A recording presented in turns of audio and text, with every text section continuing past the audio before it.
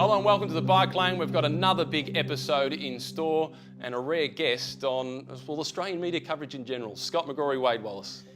Hey Matt, we have Cadel Evans on the show. How great is that? But he doesn't answer our questions, he answers yours. We also have Dan Jones, the man behind Orica-GreenEDGE Backstage Pass. He's here to tell us a few stories from the road. And we have the healthy living tips, courtesy of health.com.au, as Scott headed down to the Western Bulldogs to catch up with Justin Cordy.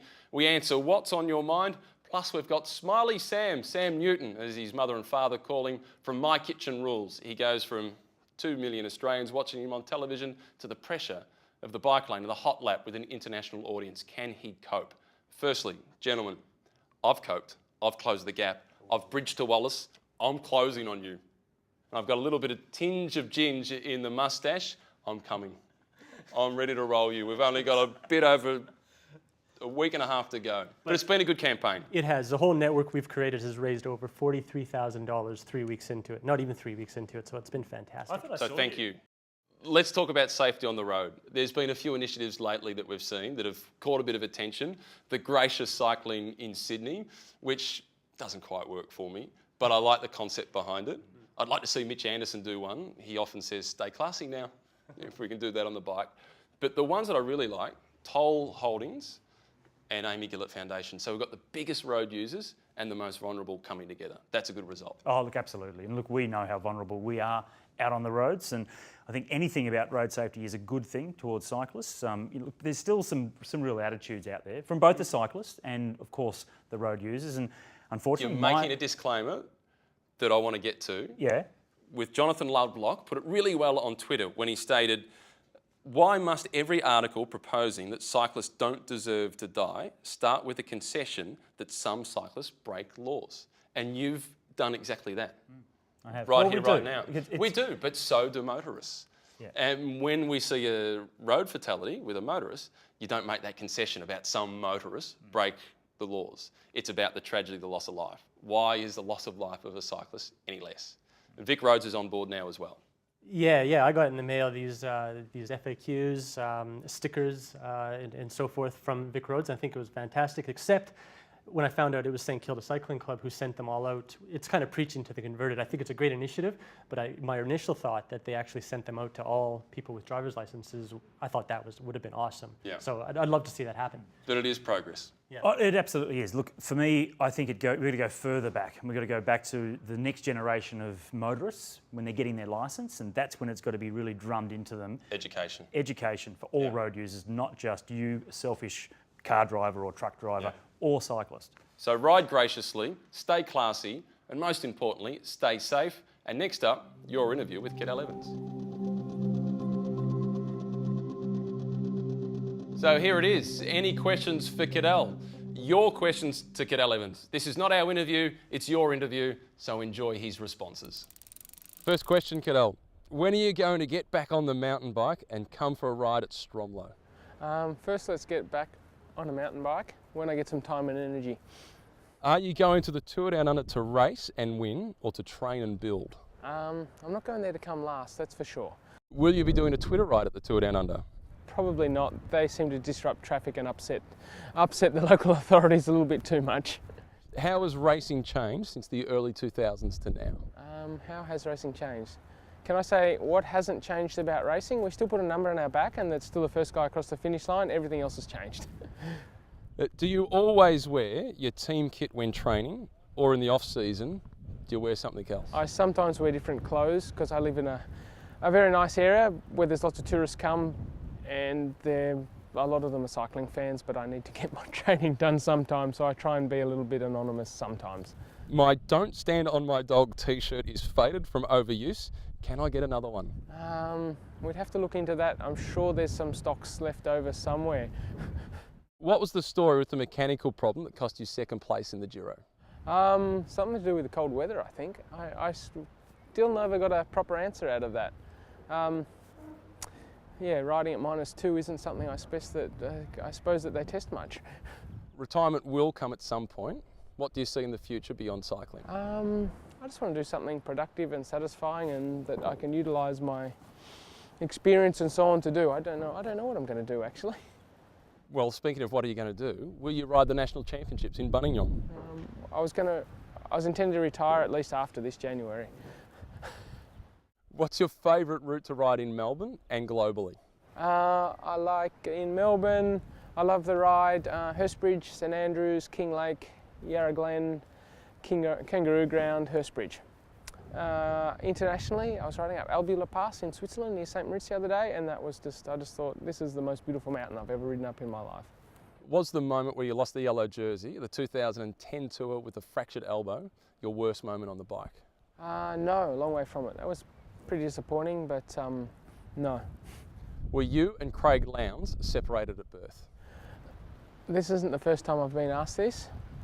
I'm pretty sure we were born in other places, because he was born in Plenty, where I actually lived, but I was born in Katherine in the Northern Territory, so I suspect not. What's the fastest you've ever been on a bike? 123 kilometres an hour. Where? In Germany. Wow. In a race, yes. Do you have any regrets or anger about all the doping going on around you earlier in your career? Yes. It causes lots of frustration. Most of the time I just get on, do my job as best I can. Like I've probably been heard before saying in interviews, I can't control what the others do, so why worry about it? What caused more frustration would actually be the criticism I got for so-called underperforming. And of course I don't get apologies afterwards when all the truth has come out. That would have caused frustration. Was the disbandment of Mapai a blessing in disguise for you to break out of the enormous shadow of Scott McGrory? Absolutely. What's the best advice you've ever been given? Listen. How has being a father changed the way you ride? I don't stop for coffee stops out training because I'm usually in a rush to get back and see my little guy, but I still do all my training as I always did. Is Kiara the secret pro? I'm pretty sure she's not. Are you the secret pro? No, I'm sure I'm not. Thanks for joining us. Thank you. So Cadel Evans is relieved that Mapai fell apart and he got out of your enormous shadow. Of course, because look, he wouldn't have won the Tour de France. He would have spent the next decade riding for me, obviously. Obviously, absolutely. Wade, were you relieved that he actually knows that the secret pro exists? I'm constantly blown away. Anybody reads the website, and the fact that Cadel Evans would, it's And awesome. he was laughing off the suggestion that his wife might be the secret pro. You never know. It's like your Gerrans Hey, theory. I still think it's Gero. He'll hate me for saying it, but look, to take a serious note out of that, he didn't say that he wasn't going to the Tour Down Under for training. Yeah. And he wasn't going there to lose or to finish last. So it'll be interesting to see what sort of form he takes to Adelaide. And let's see if he races before that. Let's wait and see. 1 week before. Potentially. Hopefully. So Anyway, so from Cadel Evans, we're going to a bloke who brings you backstage at Orica-GreenEDGE. Next up, it's Dan Jones. The backstage passes with Orica-GreenEDGE. You've seen the videos as well. The man who's behind them all with the music clips, the lot, is Mr. Dan Jones, and he's with us. Dan, welcome to the Bike Lane. Thanks, Keno. It's like being interviewed by the Chappell brothers with these moustaches. I'm aiming for the Merv Hughes by the end of this. It's a crook, mate. I'm going up a long run. Looking forward to the end of November, lads. Yeah. My wife is of the view that no children will be born in July of next year. No, exactly. Certainly not from this panel anyway. First up, with you and Scott going to the tour, let us know, how many takes on average was it for Scott to get one in the can to actually go to air? The first time we ever filmed anything, it took 21 takes, and then we had to say, look, let's just go have a spell. did you fucking bang the top of that? Let's cool off, and we were rusty, like, to be honest. Absolutely terrible. But to his credit, he got good. It only took him about 4 years, but... We had to bring you down a peg after Cadel. Every take, all 21 were very good takes. We just wanted perfection. They weren't quite there. He had the rattles, mate. Yeah. And you got some good scenery shots in all those as well? Yeah, so the biggest memo when we first started, we didn't really know what we were doing, but we knew Scotty had a good relationship with the riders, but they said, look, just give us picturesque shots. And I remember we did one after stage 4 in front of this glass building and no tour signage. And they said, look, we need picturesque shots. And then thought it was a nice glass building. It was a ripper. Architecturally designed, it's fantastic. Magnificent. And then the next day we saw this really nice hedge. It was just perfectly manicured. And I said to Scotty, could have been in Camberwell. Yeah, I said, that is a really good looking hedge. And he said, it is. So French are big on their hedges. So we did one in front of the hedge and we got ripped for that. And I think back in Australia, they would have thought, who are these jokers we got over there? But it was too expensive to send us back. So Yeah, no. So We got better after that. you kept going. How's your bus driver?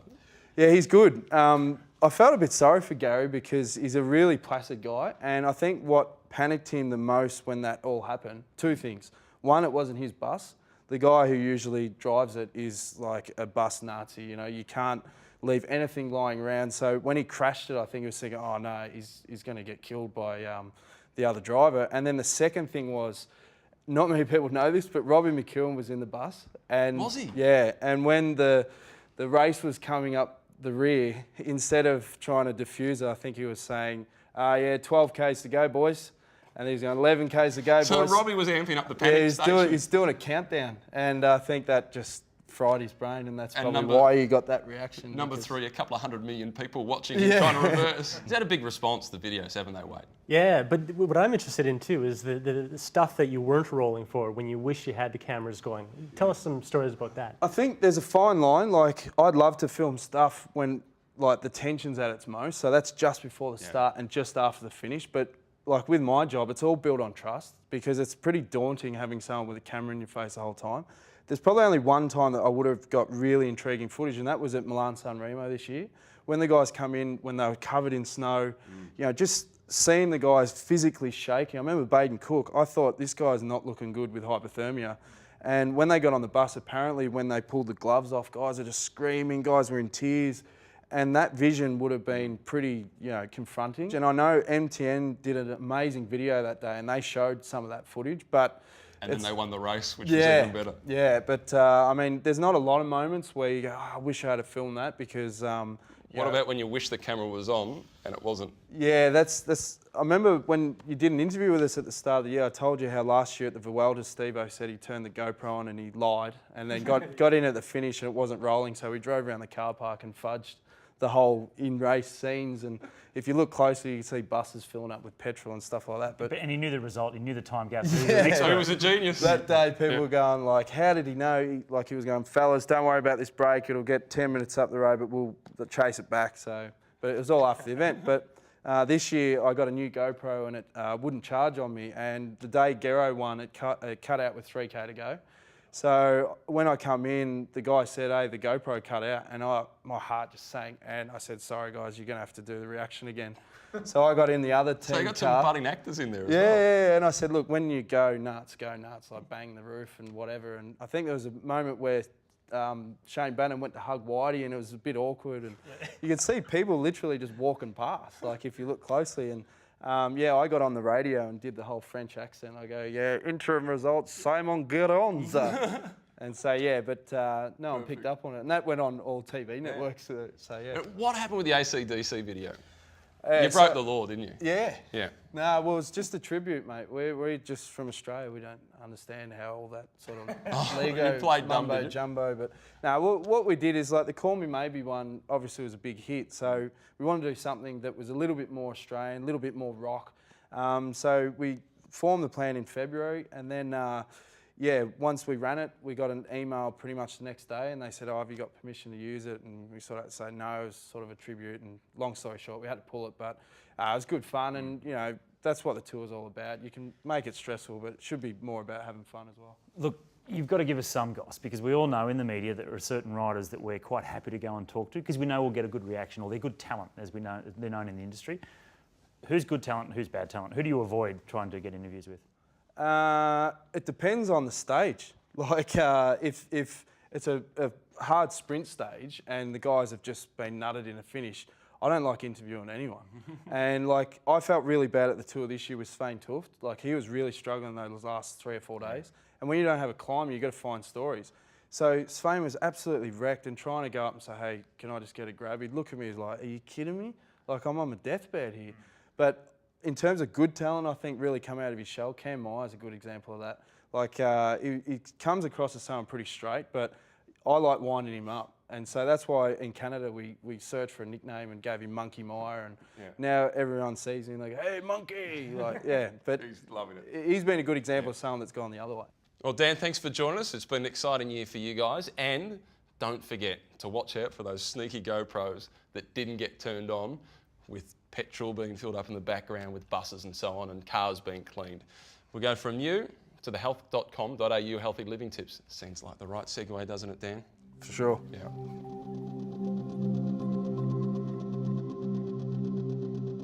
This is the health.com.au healthy living tips, and on this occasion, Scott McGrory has gone down to the Western Bulldogs AFL football team here in Melbourne to catch up with their high performance manager Justin Cordy to talk about something we all have to confront at some stage: managing illness and continuing to train. Okay, Justin, for I guess the general rider out there, we all get sick, and in the change of seasons that happens a bit more often than not. What are some of the tips to, if you are getting sick, how to avoid it and how to look out for it and not train too hard during those periods? Yep. Probably the first key to that question is actually identifying when you actually are starting to get sick. So, I mean, lots of different people start to have different signs and symptoms, but starting to read your body and listen to your body. What's it telling you and what does that mean? And then how do I get the best out of that scenario? Ideally, if you are starting to get run down and you're feeling sick and you go out and train hard, generally that means your body's perhaps not going to recover as well as it should, and you're probably going to put yourself into that overtraining state or where your body's going to be dealing or fighting with a cold and the flu. With those sorts of conditions, generally you get an elevated heart rate, which decreases your performance. So when you go out and ride on the weekend or you're out for a social ride, you might notice a little bit of shortness of breath. Upper respiratory type symptoms, so excess mucus, things like that may limit your performance when you're out socially riding. You might be able to have a conversation with the guys that you're riding with because you're noticing that you are short of breath. Generally, a rule of thumb with those sorts of conditions are move away from the high intensity training sessions. So if you had a hill session planned or a harder ride or a longer ride, you might just back that volume off accordingly and make some adjustments to the type of intensity that you're training for that session, and then see whether the symptoms are still there or whether they're easing or improving. What about for the high performance athlete? They're really on that thin line of going over the edge. They get sick quite a bit as well. How can they avoid that? Yeah, generally, look, we know with elite athletes, generally they have 4 to 7 upper respiratory type infections, which we basically call the common cold or the common flu type symptoms. Most people that exercise generally have a greater resistance, that they don't get as sick as often. What most of those elite athletes now do is look at measuring things. So they've got some baselines that they go back to and they'll adjust their training plan accordingly. Quite often or not though, when you've got high intensity training blocks, because of the anti-inflammatory type responses you get with training, generally it means you're more prone to getting those sorts of colds and flu type symptoms. So other than avoiding the sick baby or the people in the environment that are run down and sick, generally staying hydrated, eating well, vitamin C and things like that can potentially help at times and buffer some of those effects that do happen through those seasonal changes. And overtraining, how much does that actually play a role in an elite athlete getting sick? Overtraining is a big factor, it really is. So what we try to do now is use the term overreach with an athlete. What we want them to do is overreach their training. You want to improve, you want to get better. So you want to go out and beat that time trial that you've got, or you want to win that race on the weekend. But what you also want to do with an overreaching situation is recover. So you want to allow your body to recover between that bout or that exercise session or that session that your coach has designed for you. What happens in overtraining is quite often you get into those overreaching states, but you're actually not recovering between efforts. So all of a sudden you might have 3 or 4 hard sessions in a week, you don't recover. All of a sudden next week, 1 or 2 sessions that should be easy become hard as well. And then all of a sudden the body finds itself in a position where it just can't cope with the load. And generally as a rule, that's when athletes tend to get sick. It's something that we're all confronted with, isn't it? You get a little bit sick. Do I keep training? Do I rest? It's a hard one to try and get right. Well, and as Justin points out, the training itself can bring on the illness. So you've got to be careful about how you manage your recovery during training as well. That waking up in the morning with a little bit of an itchy throat. I just pull the plug. I don't do anything. I know it's just I'm not gonna get over it. I'm just gonna get myself more sick. So you're big on rest? I'm big on rest, yeah. I've mastered rest. Next up, what's on your mind? And it links in pretty well with the healthy living tips.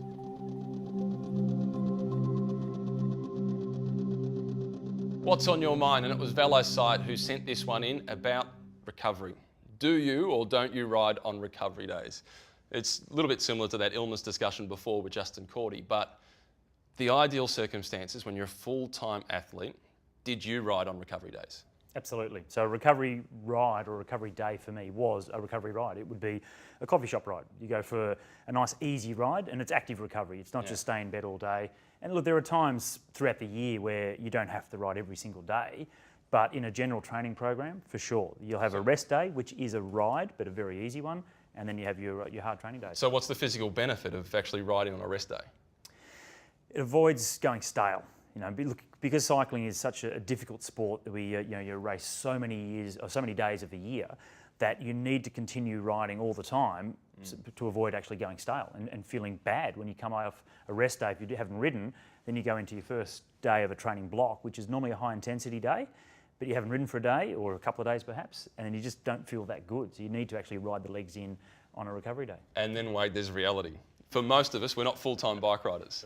And for you and your father, working commitments, how do you fit it in? And it's hard to justify a coffee shop ride. Yeah, well, you guys know just as well as me. You've been through it. Being a new father, it's reality that your training and riding is going to suffer, isn't it? So the biggest mistake I see people make, and I've made it myself too, is trying to jam all that intensity into a short amount of time. You think you only have 2 or 3 rides a week, right? And maybe an hour each, and you try to make them as hard as you can. And I don't believe in that whatsoever. A wise coach told me once that the biggest mistake is people's hard rides aren't people's hard rides aren't hard enough, and easy rides aren't easy enough. Yeah. And that's saying people don't get those recovery rides in, right? To get that anaerobic base in order to be able to recover better. You keep on riding sort of in this zone 3, no man's land, and you just fall apart. You don't really get any benefits out of anything. So then on the back of that, in summary, for people with a real job and a family as well, how would you manage that? There's going to be days where you cannot ride, but then you've got to do high intensity and some lower intensity rides. And that's where, I'm a fan of the ergo or the home trainer. Oh my God, the ergo. Let's bring in another ergo session or 3. But if you can actually set As up you the did ergo, for 6 months before you did your hot lap. Oh, rubbish. Yeah. It was only 4. But a little bit of ergo training if you can, and just manage that high intensity. And look, it's time effective, isn't it? If you set the bike up on the home trainer the night before, knowing you're not going to have much time the next morning, you jump up, straight on it, do your efforts, and then you're off. Have a shower and off you go. Getting set up, especially in winter as well, putting all the clothes on, takes 20 minutes or so to pick the right clothing, to go out for a ride, do a warm-up, start to feel better, then do your intensity. Just condense it. If you're really time poor, do it on the home trainer or just do shorter rides. But you do have to do a couple, if you can, just easy rides as well for that recovery. So there you go. Hopefully that's answered the question. Next up, we head back out to the hot lap. From the hotbed kitchen of My Kitchen Rules to the hot lap on the bike lane. It's Smiley Sam. Welcome aboard. Thank you. Thanks for having me. What was the experience like on My Kitchen Rules? Unbelievable. Stressful. Nearly as stressed as I am right now to do this little hot lap. I've got a bit of competition. I had Daddy Longlegs go the other week, and I've got my cousin coming up, so, we'll see how we go. It must have been hot in the kitchen on My Kitchen Rules, but what about here on the hot lap? How nervous truly are you? Yeah, there's a bit of nerves going through the body right now, but, we'll handle it and we'll see how we go. Sophia got a lot of attention on My Kitchen Rules. She's now on Dancing with the Stars. What's she actually like off camera? Apparently she's a gay icon, just asking. Yeah, I was actually in the crowd and I heard her say that. I actually cracked up laughing, but no, she's a good girl. Like, they made her come across as the bitch, but yeah, she's actually down to earth. And someone has to be. Yeah, exactly. You think you'll be smiling across the finish line? Well, we'll see at the end of the minute 30 that we've got. Well, minute 30's got a long range, mate. And you've got a book coming out. Yeah, I do. It's a cookbook for kids and aspiring cooks, mainly about pasta, but also and for aspiring cyclists. That's it. You don't have to wear lycra when you're cooking. No, you don't. All important, final moment, the countdown. 5, 4, 3, 2, 1. Away. Crucial click in, not too, but a little bit wobbly off the line. And he's gone wide. Yes. Bit over geared, he's gone wide. I think Craig Mottram's time is safe, but cousin Chris will be watching very closely. It'll be a good little competition. We'll have to wait and see. He was a little bit wobbly off the line there, which makes me very nervous for that final turn. 1:30 is not that bad of a time either. 1:30 is a good time. Yeah. He'll go right. Yeah. He's competitive. These guys are competitive, and whatever it is, whether it's cooking or whatever, it's on the bike. Well, the big pressure is, after having My Kitchen Rules rate with around about 2 million people watching, how is he going to cope with the audience on the bike lane? Absolutely. Global audience. Global audience. He hasn't had that global Uncountable. exposure before. Unbelievable. The pressure is really on. He's almost at the minute mark, so he should be approaching that bottom corner. The sun is starting to come out. The weather conditions are ideal. It's getting better. It's getting faster as the day goes on. Are you hungry? I'm always hungry. Why didn't we get Smiley Sam and cousin Chris to do the catering? We should have, shouldn't we? We didn't think this out very well. No.